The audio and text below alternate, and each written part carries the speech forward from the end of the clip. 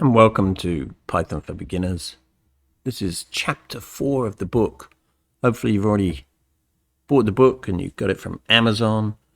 You can buy it there in either an e-version like I'm showing here, or the printed version. There's a paperback, hardback cover as well. Now chapter 4, hopefully you've watched already, chapter 1, 2, and 3. They're meant to be watched in series, of course. So we're going to assume that you understand chapter 1, 2, and 3 before you start this chapter 4. And in chapter 4, we're going to look at control structures and interactivity. This is where the programs start to get a little bit more interesting. Control structures allow your programs to make decisions and repeat tasks. And these are essential tools to make your programs dynamic and interactive. And so what we're going to do is we're going to look at conditionals, loops, and user input. And by the end of this chapter, you're going to be able to write a program that can respond to different situations and perform repetitive tasks and engage with the user. So we're going to start there. I'm going to move over so you can see some code. Now, I'm going to type this code because it's fairly straightforward. And I'm going to continue to type code when it's shorter. But as the code starts to get a bit longer, we are going to change that, and I will copy and paste the code, assuming that you have the book, or you can pause the video and see what I've done. But I'm not going to make you watch me type because it's a little slow. So the first question is, what are conditionals? So conditionals let your program decide what to do based on certain conditions.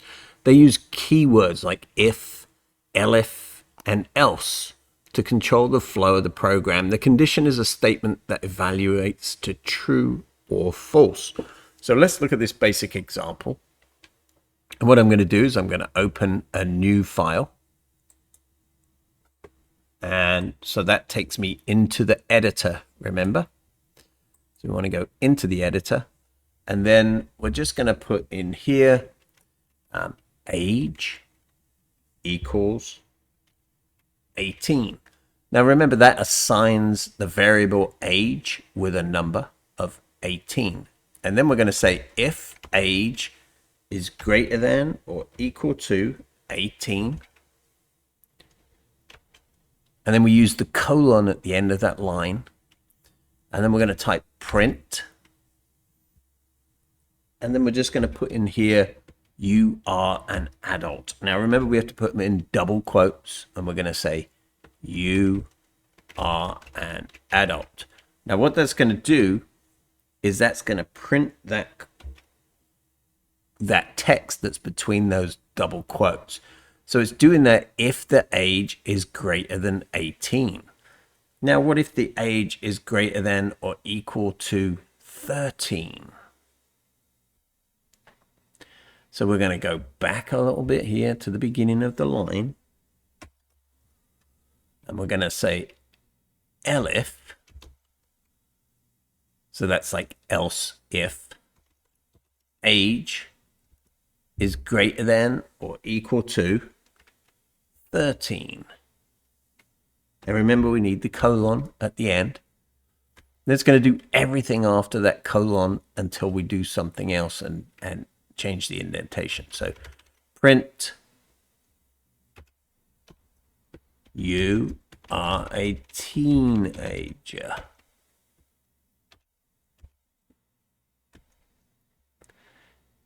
And then we're going to go back to the outdent one more time, else, and then we're going to just use colon. So this is what it's going to do everything else. So we're going to say print, then we're going to say you are a child. I'm just going to close those brackets. So basically what we're saying is the age is 18. If the age is greater than or equal to 18, print you are an adult. Else, if the age is greater than or equal to 13, print you are a teenager. Else, print you are a child. Now let's run that and we'll see what it does. We have to save that first, so I'm going to say save. I'm just going to call it age.py. And then I load that up and it says you are an adult. So in this example, and I'm just going to go back to my program now. So just close, I just X out of that one and that leaves me back in the editor. So in this program, if the program checks to see if the age is greater than or equal to 18, and it does that first because it's in sequence, and it will print that first print, you are an adult. If that's not true, it's going to look at age and say, are you older than or equal to 13? And it's going to say you are a teenager. Then if none of the conditions are true, it's going to go through this else, print you are a child.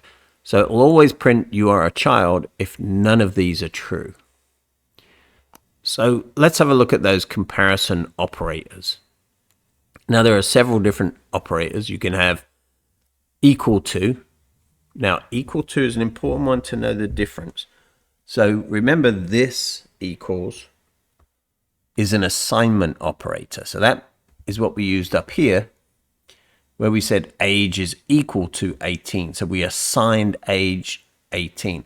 If we want to check if age is equal to 18, we're going to use two equal signs together. So that's an important distinction. So if we want to say is age equal to 18, we'd say it like this. We'd say age equal to, that's two equals, and then 18. So that's checking if the age is equal to 18. So then the other comparison operators are not equals. So not is the exclamation point, and then just one equals. So not equals.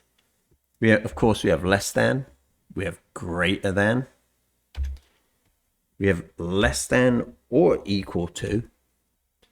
And we have greater than or equal to. A lot of times if you say them out loud, that helps you to understand what the order is going to be. So less than or equal to, greater than or equal to, not equal to. So it gets you to put the order of those operators in place. Then we have logical operators, and we have and, or not. So an example of combining multiple conditions, I'm going to go ahead and I'm going to just type this again. It's from the book. So score equals 85 if score is greater than or equal to 90. I'm just going to indent and say print A grade. And remember, we have to put that in double quotes, so I missed that out there. So I just need to double quote that. And then I'm going to go backspace, so I go back to the beginning. elif score is greater than or equal to 80 and score is less than 90. Print B grade. And I'm going to go back one more, put my else statement in. So this is what's going to happen if none of the others are true. Print needs improvement. And of course, you can print anything you want in there when you put it in brackets like that, or when you put it in double quotes. Inside the print statement, you can say anything you like. It doesn't have to say needs improvement. You could be a little bit more politically correct, I guess. Here we go. So we're going to run this. The score is 85. So we're going to run it. We're going to say yes to save it. And what we're going to see right away is our output, B grade. Now, why did it say B grade? Let's take a quick look at that. If we go back here, so we had a score of 85. So if our score was greater than or equal to 90, we're going to print A grade.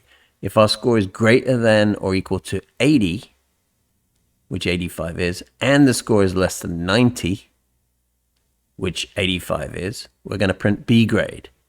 If none of those are true, we're going to print needs improvement. So let's change that score to 70, and let's run it again, and we'll see what we get. Remember, you can just press F5 to run it. It's going to ask you to save it every time. And then when we do that, of course, we can see that 70 needs improvement. Now, one thing's not in the book, but we can show something here. So we can say, if we change this to F, and so that gives us the format this string, I can say your score of, and then I'm going to change this to score. Remember, I'm using the curly braces when I want to put the score in there. And then I can change that to a lowercase, so it makes sense. Now let's run it one more time.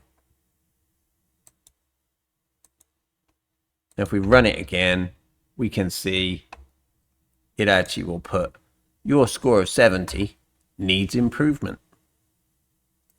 So that makes more sense to show them their score if you're scoring a grade in some kind of a test. Okay, so in the book, it asks you to write a program that checks if a number is positive, negative, or 0, and modify the program to also check if the number is even or odd. So you can do that. I'm going to let you do that. I'm not going to do that here. And you can create a program and let me know how that goes. I'd like to see your solution. If you want to leave a comment to the video, you can absolutely do that and leave me your solution. Or if you want to post your solution somewhere, let me take a look at it. Or if you have a struggle with that, you can always post a comment and ask me to help, and I will help you with the solution. So now we're going to look at loops. What are loops? Loops allow you to repeat a block of code multiple times. Python provides two types of loops. So there's a for loop, which it iterates over a sequence like a list or a range. And there's a while loop, which repeats while a condition is true. So for a for loop, it's great for iterating over a sequence. So what we're going to do here is we're going to create a list of fruits. I'm just going to delete all that code. I'm going to call this fruits equals, and I'm going to create my list. So remember, our list is in square brackets, and then apple, banana, too many N's in banana, and cherry. And then close the square brackets. Make sure you close them. You can see in idle, when you close the brackets, it highlights everything just to say, hey, you did that. Now I'm going to create the for loop. So I'm going to say for fruit in fruits. Now notice fruit is different to fruits.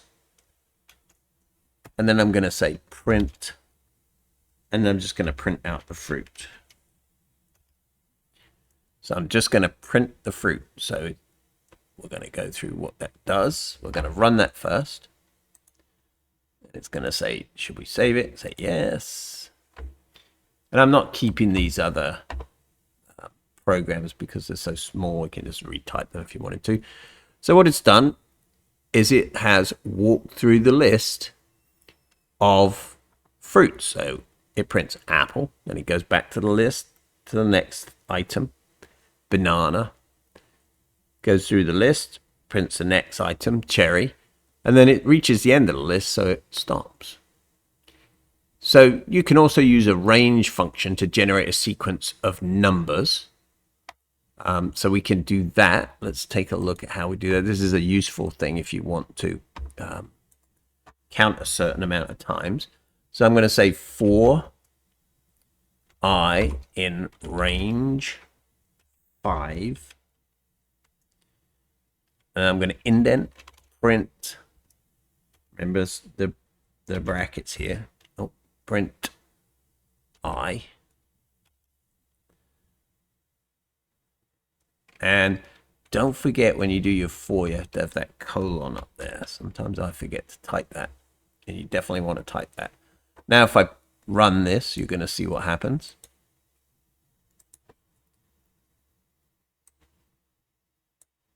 And immediately it goes from the range. So the range is 5 and it starts at 0. It's only going to go up to 4. So if we wanted to be up to 5, we'd do a range to 6.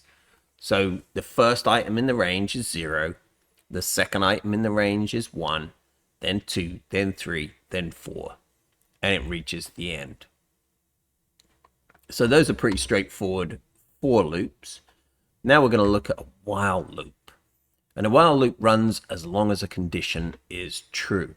So let's take a look here. We're going to create a very short program. Count equals 5. While count is greater than 0, don't forget the colon,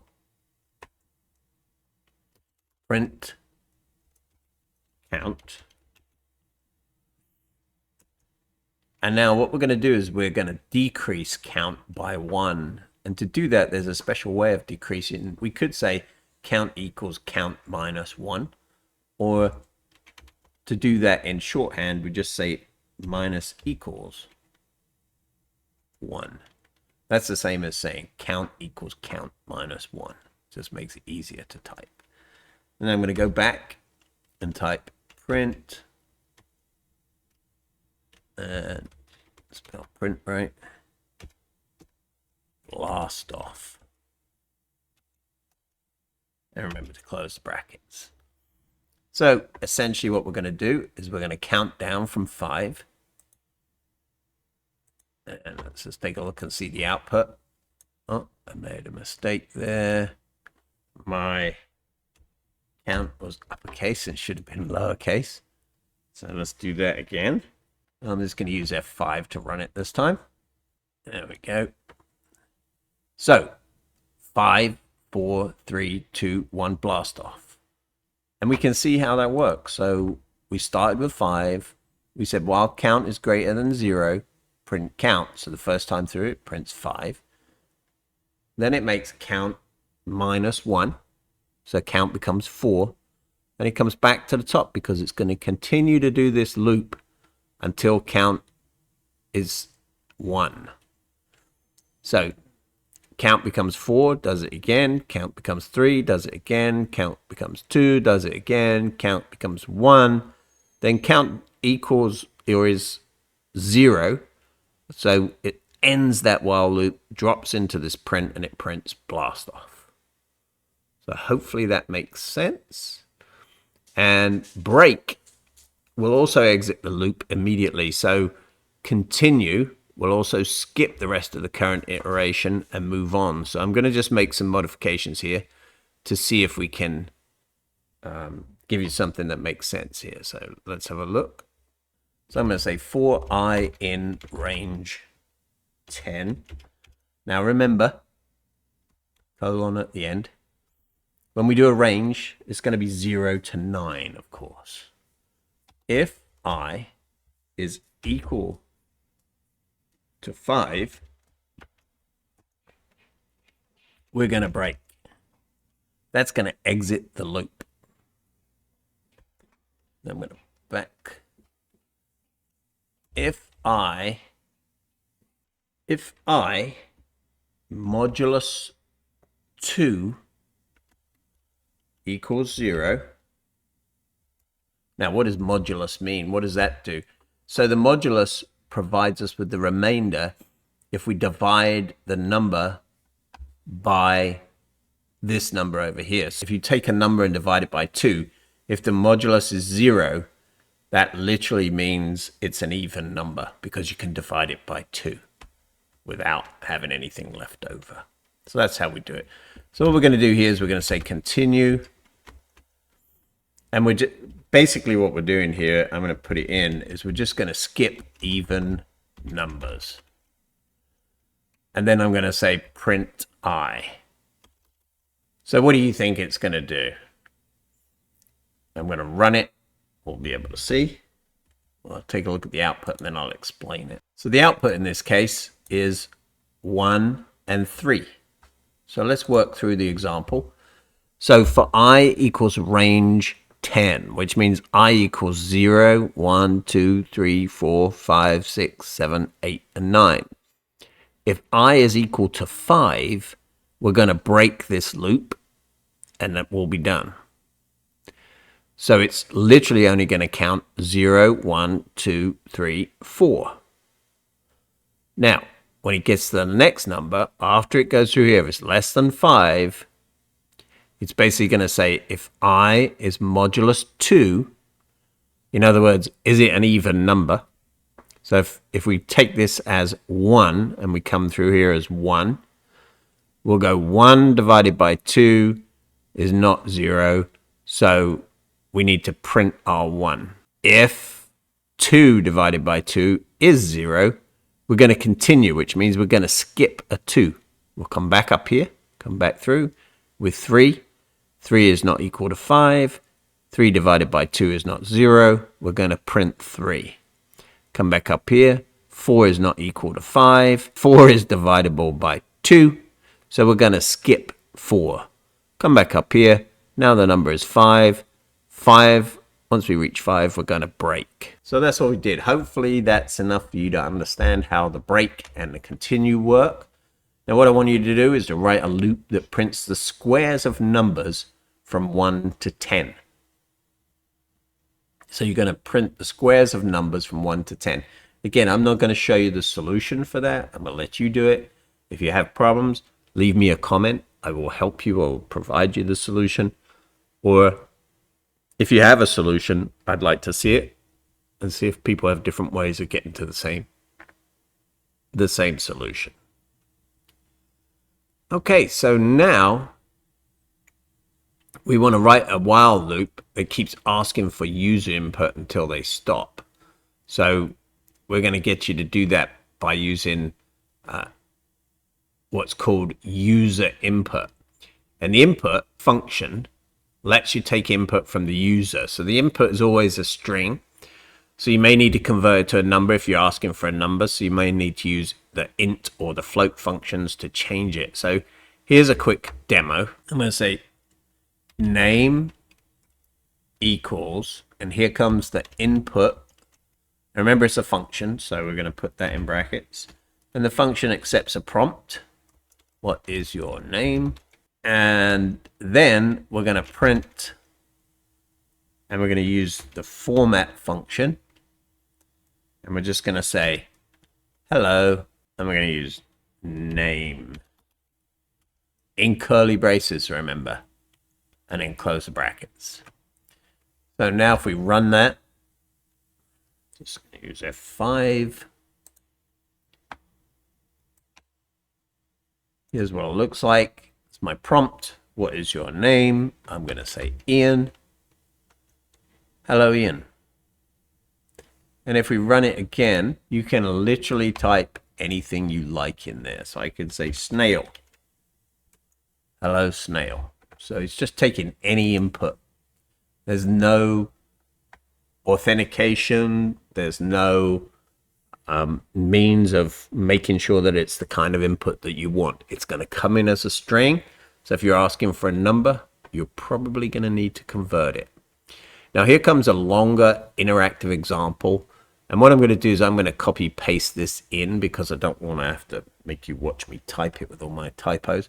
So I'm just going to get rid of that. And I'm going to copy paste in the example here. So I've copy pasted this example out of the book, and we're going to run it, and then we'll go through it and see what it actually says. So we're going to run the module. Let's put that over there. I'm thinking of a number between 1 and 10. Take a guess. I'm going to go 2, and press enter. Too low, try again. 8. Too high, try again. 6. Too high, try again. 4. You guessed it. Now, let's take a look and see what it's actually doing. Did I know it was 4? No, I didn't. So the first thing is it imports a random module. So this module is called random, and it imports the module random. So random is a module that's provided with Python, and it's for creating random numbers, of course. So by importing that random, we're basically saying let us use that module as well in our program. So we've made this thing much longer by adding random in there. Now what we did is we created a secret number, and we assigned it the value of random.randint, so random integer, and then our limits are between 1 and 10. So that's how you create a random number. Now, then we print to the screen, I'm thinking of a random number between 1 and 10. And then while true, we're going to assign guess the user input. So this integer we're going to create from the input. So we're going to say input, take a guess. Now, if you type something that we couldn't convert, this is going to cause a problem. But if you just type a number that's an integer, it will turn that text, that string of whatever that number is, into an integer. That's what this is doing. So it's nested in there. We have the integer function and we have the input function nested inside that. So we could equally say guess equals input, take a guess, and then say int guess. So that's what we're doing here all in one go. Now if guess, remember that equals, where we're checking to see if it's equal to secret number. So that 2 equals, as opposed to this 1 equals, which is our assignment. So if guess equals the secret number, print, congratulations, you guessed it. And then just exit this loop. Else, if the guess is less than the secret number, so this elif, else if, elif, guess less than secret number. So if the guess is less than the secret number, print too low, try again. Now, if we get to the end here, else, we know we're too high. So we're going to say print too high and try again. And we're just going to keep doing that until we get to a point where it says break. So once we get to the congratulations, you guessed it, we're just going to break the loop and come out of there. So just a few lines of code, but very simple way of creating an interesting game.